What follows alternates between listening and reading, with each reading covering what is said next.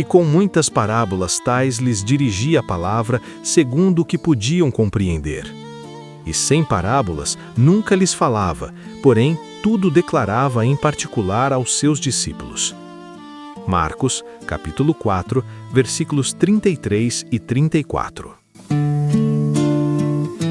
Shalom Aleichem a todos. Me chamo Yirmiyahu e o estudo de hoje é sobre a parábola do rico e Lázaro. Vamos mostrar à luz das Escrituras o significado verdadeiro desta parábola. Temos visto muitos postarem sobre esta parábola, mas não sabem o sentido real, pois não estão envolvidos com a cultura e religiosidade judaica. Ora, havia um homem rico, e vestia-se de púrpura e de linho finíssimo, e vivia todos os dias regalada e esplendidamente. Havia também um certo mendigo, chamado Lázaro, que jazia cheio de chagas à porta daquele, e desejava alimentar-se com as migalhas que caíam da mesa do rico, e os próprios cães vinham lamber-lhe as chagas. E aconteceu que o mendigo morreu, e foi levado pelos anjos para o seio de Abraão, e morreu também o rico, e foi sepultado. E no inferno ergueu os olhos, estando em tormentos, e viu ao longe Abraão e Lázaro no seu seio. E clamando disse: Pai Abraão, tem misericórdia de mim, e manda a Lázaro que molhe na água a ponta do seu dedo e me refresque a língua, porque estou atormentado nesta chama. Disse, porém, Abraão: Filho, lembra-te de que recebeste os teus bens em tua vida, e Lázaro somente males, e agora este é consolado e tu atormentado. E além de tudo isto, está posto um grande abismo entre nós e vós, de sorte que os que quisessem passar daqui para vós não poderiam, nem tampouco os de lá passar para cá. E disse ele: Rogo-te, pois, ó pai, que o mandes à casa de meu pai, pois tenho 5 irmãos, para que lhes dê testemunho, a fim de que não venham também para este lugar de tormento. Disse-lhe Abraão: Tem Moisés e os profetas, ouçam-nos. E disse ele: Não, pai Abraão, mas se algum dentre os mortos fosse ter com eles, arrepender-se-iam. Porém ele lhe disse: Se não ouvem a Moisés e aos profetas, tampouco serão persuadidos, ainda que algum dos mortos ressuscite. A maior parte dos ensinamentos de Yeshua HaMashiach acham-se em forma de parábolas. Uma parábola não é um fato real, mas atualmente os religiosos estão entendendo deste modo e assim não chegam a uma conclusão correta do ensino. Tem alguns que admitem que a imortalidade da alma está contida nesta parábola. Então, parábola é uma metáfora, uma alegoria, que busca representar verdades por meio de ilustrações, valendo-se quase sempre de comparações. Não podemos tomar uma parábola ao pé da letra, e nem achar que seu conteúdo foi ou é uma realidade presente. Vamos entender que não existe imortalidade nesta parábola. Mas existem provas bíblicas de que a parábola é apenas um método comparativo de se ensinar? Sim. Primeiramente vamos ler em Juízes 9, 7 a 15, e depois, segundo livro dos Reis, 14, 9, e depois Ezequiel 17, 1 a 3. Percebam que não passa de algo figurativo.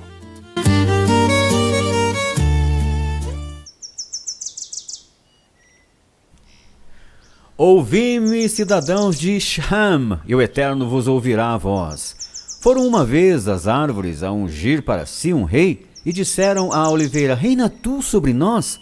Porém a oliveira lhes disse: Deixaria eu a minha gordura que o Eterno e os homens em mim prezam, e iria pairar sobre as árvores? Então disseram as árvores à figueira: Vem tu, e reina sobre nós. Porém, a figueira lhes disse: Deixaria eu a minha doçura, o meu bom fruto, e iria pairar sobre as árvores? Então disseram as árvores à videira: Vem tu, e reina sobre nós. Porém, a videira lhes disse: Deixaria eu o meu mosto, que alegra ao Eterno e aos homens, e iria pairar sobre as árvores? Então todas as árvores disseram ao espinheiro: vem tu e reina sobre nós. E disse o espinheiro às árvores: se na verdade me ungis por rei sobre vós, vinde e confiai-vos debaixo da minha sombra. Mas se não, saia fogo do espinheiro que consuma os cedros do Líbano.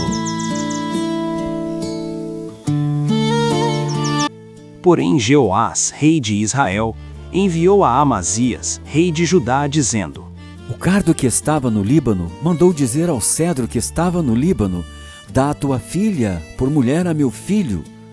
Mas os animais do campo que estavam no Líbano passaram e pisaram o cardo. Filho do homem, propõe um enigma e profere uma parábola para com a casa de Israel. Assim diz o Senhor, o Eterno: uma grande águia, de grandes asas, de plumagem comprida e cheia de penas de várias cores, veio ao Líbano e levou o mais alto ramo de um cedro. Vejam que a parábola de Jotão ilustrou o mal cometido pelos israelitas contra a família de Jerubaal, enquanto que as árvores na parábola de Jeoás são os reis de Israel e Judá. O rei Nabucodonosor é a águia de grandes asas de que falou Yehezquiele. Tudo é figurativo. Mas qual foi o meio empregado por Yeshua para ensinar e instruir o povo? Vamos deixar que as Escrituras respondam. Escutai a minha lei, povo meu. Inclinai os vossos ouvidos às palavras da minha boca. Abrirei a minha boca numa parábola.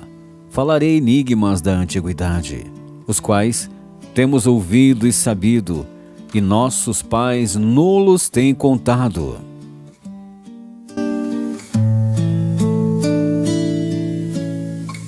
Tudo isto disse Yeshua por parábolas à multidão, e nada lhes falava sem parábolas, para que se cumprisse o que fora dito pelo profeta, que disse: abrirei em parábolas a minha boca, publicarei coisas ocultas desde a fundação do mundo. E com muitas parábolas tais lhes dirigia a palavra, segundo o que podiam compreender. E sem parábolas nunca lhes falava. Porém, tudo declarava em particular aos seus discípulos. O ensino por meio de parábolas foi o modo pelo qual Yeshua deu sua mensagem. Quase todo o assunto do reino pregado por Yeshua foi através de parábolas. Mas você sabe qual é o sentido real da parábola do rico e Lázaro? Não caia na falácia dos padres e destes pastores lobos em pele de cordeiro. Nunca lestes nas Escrituras: a pedra que os edificadores rejeitaram, essa foi posta por cabeça da esquina. Pelo Senhor foi feito isto, e é maravilhoso aos nossos olhos. Portanto, eu vos digo que o reino do Eterno vos será tirado, e será dado a uma nação que deu seus frutos. E quem cair sobre esta pedra, despedaçar-se-á, e aquele sobre quem ela cair ficará reduzido a pó. Falando ali aos judeus, Yeshua disse que o reino do Eterno lhes seria tirado e dado a uma nação que produzisse os devidos frutos. Isto mostra o endurecimento de Israel e a entrada dos gentios no plano da salvação. A parábola do rico e Lázaro ilustra esta situação. O grupo investigativo bíblico não vai na onda dos denominados evangélicos e nem dos tão conhecidos católicos. Nós estamos aqui para falar a verdade, doa quem doer. Nós não somos imortalistas. Na parábola não contém imortalidade e vamos provar. A parábola não fala do estado do homem após a morte. Ela trata de judeus naturais e gentios. Os judeus, ricos. Os gentios sempre mendigando da mesma fonte em que Israel bebia. Veja o caso da mulher cananeia, que sendo gentia, Yeshua disse que não podia tirar o pão dos filhos. Israel tinha tudo, os gentios nada. Por isso é que os judeus apresentam vantagem sobre os demais povos, os gentios. Qual é, pois, a vantagem do judeu? Ou qual a utilidade da circuncisão? Muita, em toda a maneira. Porque, primeiramente, as palavras do Eterno lhe foram confiadas. Romanos 3, 1 e 2. Construímos aqui uma linha do tempo do judaísmo antes e depois de Cornélio. Este gráfico mostra que os gentios estavam separados da comunidade de Israel, como mostra a linha acima. Efésios nos diz que eles estavam sem Yeshua, estranhos às alianças e às promessas, sem esperança e, principalmente, sem o Eterno. Quando o primeiro gentio chamado Cornélio se batizou, ele abriu as portas para que todo gentio, claro, deixando sua natureza gentílica, se convertesse ao judaísmo reerguido por Yeshua, Atos 15, 16. Uma informação muito importante, vemos abaixo que Cornélio foi o primeiro gentio a ser incorporado na comunidade de Israel, e o primeiro da grande multidão, como em Apocalipse. Assim sendo, há pouco, os 144.000 haviam acabado de serem selados pelo Eterno. Então lembrem-se, os judeus são a raiz, sempre abastados e por muitas das vezes desprezavam os gentios. Dos judeus era a adoção de filhos, a glória, as alianças, a lei, o culto, as promessas, os patriarcas e até Yeshua. Mas o Eterno olhou para os desprezados gentios.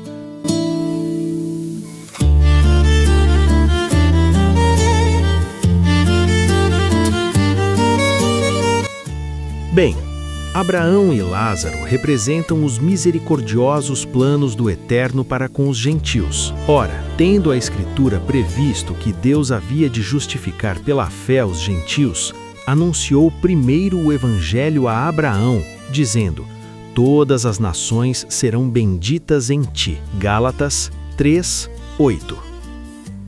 Na parábola, qual era o modo de Lázaro se alimentar?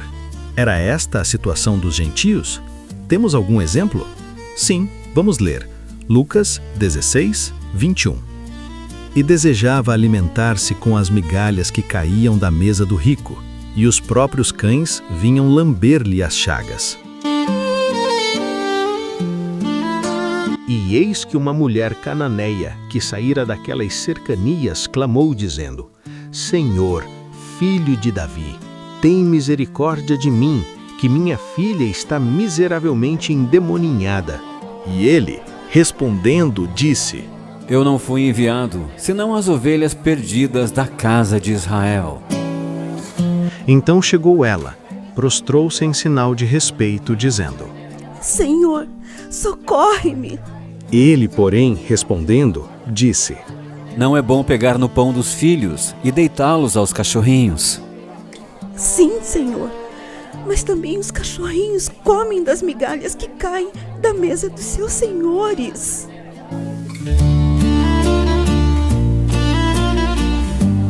Ó mulher, grande é a tua fé, seja isso feito para contigo, como tu desejas. Lázaro, como vimos, desejava se alimentar das migalhas que caíam da mesa do rico. Já no caso da mulher cananeia, Yeshua não queria operar o milagre. Ele disse que não seria bom tirar o pão dos filhos e dar aos cachorrinhos, significando que ele tinha vindo para as ovelhas perdidas da casa de Israel e não para os gentios. A mulher replica que os cachorrinhos comem das migalhas que caem da mesa dos seus senhores. O que isso significa? Ora, isso quer dizer que ela não queria tudo, mas apenas um único favor de Yeshua. Então o Mashiach, vendo sua fé, fez o que ela pediu. Assim viviam os gentios, diante dos abastados judeus, falando-se espiritualmente, viviam de migalhas, pois eram tratados com indiferença.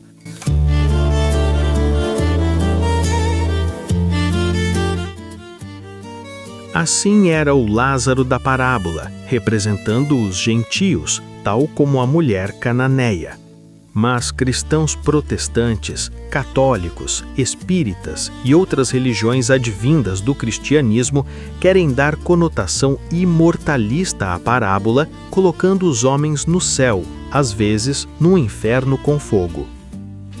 Quase toda a cristandade afirma que, se o homem for bom, após a morte terá um lugar no céu, e se for ruim, seu destino é o inferno, onde está Satanás e seus anjos, atormentando os maus que chegam lá. O corpo fica na sepultura, e estes destinos opostos referem-se apenas à alma, ou espírito, dizem eles. Daí então citam a parábola do rico e Lázaro como prova do que afirmam. Mas é nesta parábola que as coisas realmente se complicam. Prestem bastante atenção, porque guardamos a cereja do bolo para o final do estudo. O que disse Yeshua sobre espírito? Tem carne e ossos como um corpo? Espírito é a própria pessoa que sai do corpo? O que aconteceu com o rico, estando no tormento? Vede as minhas mãos e os meus pés, que sou eu mesmo. Apalpai e me vede, pois um espírito não tem carne nem ossos, como vedes que eu tenho. Pai Abraão, tem misericórdia de mim e manda a Lázaro que molhe na água a ponta do seu dedo e me refresque a língua, porque estou atormentado nesta chama. Se o que vai para o céu ou o inferno é o espírito e o corpo fica na sepultura, por que então o rico pediu a Lázaro que molhasse a ponta do dedo e refrescasse a sua língua? Alma e espírito possuem dedos ou língua? Lucas 16, 24 afirma que o rico sentia sede e algo imaterial não pode sentir estas coisas. Que outras contradições existem nesta parábola se tomada ao pé da letra? Notem que céu e inferno eram estes tão pertinhos um do outro que permitiam ao rico ver a Lázaro no seio de Abraão. E ainda mais, eram tão pertos que permitiam uma conversa entre seus integrantes. Isso é absurdo.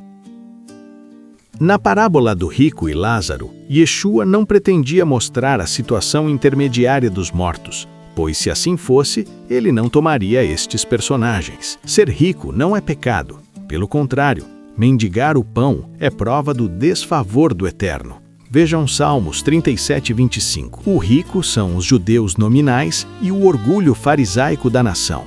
No entanto, Lázaro representa os gentios, tão menosprezados e repudiados pelos judeus, mas que entraram no favor do Eterno.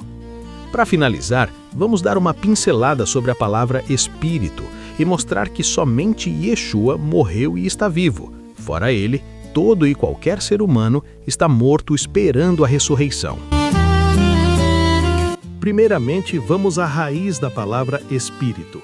Espírito no hebraico pronuncia-se ruach, significa espírito, fôlego, ar em movimento, brisa, vida, tempestade, respiração. Nenhuma dessas definições nos passa qualquer ideia de personalidade ou pessoalidade. Espírito não é como muitos creem que seja uma pessoa espiritual e que sai de nós quando morremos. Não. Quando morremos, o que sai de nós é apenas o fôlego, vento, algo impessoal e que não armazena a nossa inteligência. Segundo a Bíblia, o ser humano é uma unidade. Ele não é um ser divisível que, quando morre uma parte, a outra segue viva. Quando o homem morre, ele morre 100%. Os imortalistas dividem o homem em duas partes, dicotomia, isto é, corpo e espírito. Alguns o dividem em três partes, tricotomia, corpo, alma e espírito, e dizem que o espírito é da mesma essência que a alma. Mas tanto a dicotomia como a tricotomia é puro paganismo, que nasceu na filosofia grega. Como dito, o homem é uma unidade. A Bíblia sempre se referiu ao homem na morte como um todo. Ela diz, que é o homem mortal, e não o que é o corpo do homem mortal, para que te lembres dele. Eclesiastes 12:7 diz, e o pó volte à terra como era, e o espírito volte ao Eterno que o deu. Aqui Salomão diz que o pó volte à terra, isto é, que o ser humano morrendo vai para o pó da terra. Mas qual ser humano? O justo ou o mau? Ora, tanto o justo quanto o ímpio vão para o pó da terra. Não há distinção aí. Mas então, qual espírito volta ao eterno? Ora, todo espírito, sem distinção. Porém, imaginem vocês, se o espírito fosse um ser consciente, com faculdades mentais e sentimentos, então o espírito do ímpio também estaria indo para o eterno. Não tem cabimento.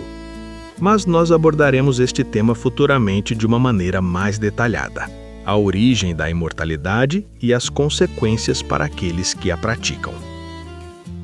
E para finalizar, vamos à questão alma. A palavra alma vem do hebraico nefesh. Mas este termo hebraico nem sempre é traduzido por alma. Muitas vezes aparece traduzido vida, como em Gênesis 9:4, 1 Reis 19:14, Salmos 38:12 e muitas outras passagens. Outras vezes por pessoa, como em Números 31:19, Deuteronômio 27:25, Josué 23. Algumas vezes, criatura ou criatura vivente, Gênesis 9:10. Corpo, em Números 6:6. No Novo Testamento, a palavra traduzida por alma sempre vem do grego psique. Mas esta palavra se acha também às vezes traduzida por vida. Marcos 3:4 e Lucas 6:9. Segundo a Bíblia, então, a alma não é um ser etéreo, como o espírito e que sai de nós quando morremos. Alma é o corpo, a pessoa. Viva ou morta, a alma é a própria pessoa. Alma, como muitos estão acostumados a entender, não é um ser espiritual que sai da pessoa na morte, mas é a própria pessoa em carne e ossos. Jó 33:28 diz: não poupou a alma deles da morte. A minha alma morra a morte dos justos. Números 23:10. A alma é mortal. Em Mateus 10:28, no discurso missionário de Yeshua, o mestre preparou os seus discípulos para os perigos que enfrentariam ao pregar o evangelho. Yeshua estava enviando ovelhas para o meio dos lobos. Ele sabia que eles enfrentariam perseguição, tribunais e até a morte física. Então, os perseguidores poderiam causar danos físicos e tirar a vida terrena deles. Mas o poder destes destruidores termina aí. Eles são limitados ao mundo material. No entanto, a questão corpo e alma nesta passagem, Yeshua usa os termos para mostrar que a existência humana não se resume à biologia. Por isso, Yeshua fala do soma, ou corpo no grego, que é a vida física, temporária e sujeita à degradação e violência. Ao usar o psique, ou a alma, ele se refere à essência da pessoa, sua identidade eterna e sua vida diante do eterno. Muitos querem usar este texto para pregar a imortalidade, mas não é assim.